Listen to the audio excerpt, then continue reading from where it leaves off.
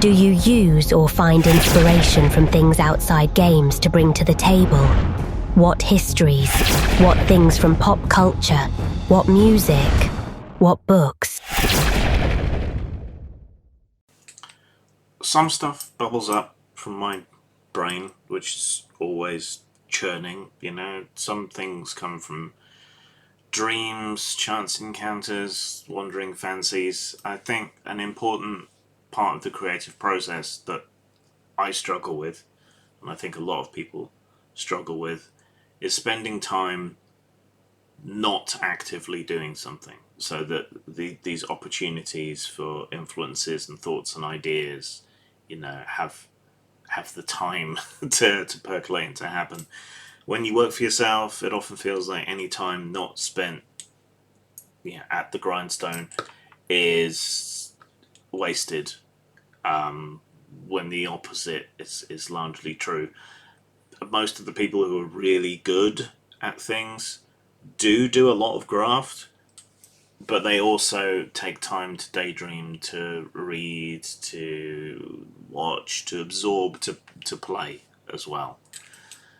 So that's important. But drawing influences from other things, when it comes to writing, I kind of try to avoid that, or to obfuscate it to some degree, or to mix it and match it around, because otherwise you're just straight up copying. It doesn't quite sit right. But when running games, certainly I let some inspirations come through, and sometimes when writing things as well. It kind of depends what the influence is. So, like history, you mentioned. In Whitechester, I attended Normal College in Winchester and Art College in Salisbury, both of which are great cathedral cities. Spent a lot of time in the grounds of Winchester Cathedral and learning a lot about it, just kind of by osmosis. And Salisbury has the highest steeple, I think, in the UK. So, that was a bit of an influence as well. You can't really escape the cathedral in Salisbury. You can always see the spire. But I spent a lot of time around both sets of ecclesiastical buildings. So the cathedral in Whitechester is more strongly based off the Winchester one, because my fictional city is kind of fairly close to where Winchester is in reality. And similar to Winchester, there's a problem with the foundations in that they're in water, basically. And famously, Winchester Cathedral was saved by a guy in a diving suit going down into the foundations and fixing them. So I incorporated that into Whitechester, just put it earlier and more primitive. So that's an example of a historical influence. Pop culture, I often find that things that are done badly as part of pop culture make for good adventures.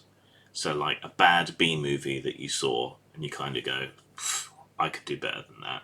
Yeah, or a shitty novel, something like that. But again, I tend to mix and match, so I might take the overall plot from a bad B movie and mix it with some ideas I got from reading a horror novel and put them together.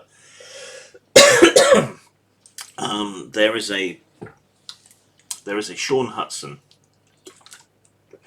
horror novel about gangsters that end up kind of resurrected from the dead and come back to take revenge. I took that and I put it into Cyberpunk, and I made it a chip and a power unit that can basically run a dead body, but they remembered who they were.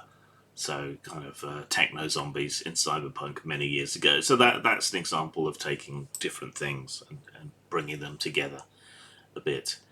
When it comes to music, less so. Playing music at games could be problematic, because if they've got lyrics, that's kind of engaging the same conscious part of your brain as the conversation you're trying to have, so that gets in the way. Instrumental stuff in the background can help create moods, but I do find that going through an album, reading the lyrics, looking at the song titles, getting the vibe of the song, that can give you inspiration for writing adventures. So that's something you can do to draw inspiration from music. And books, it's more like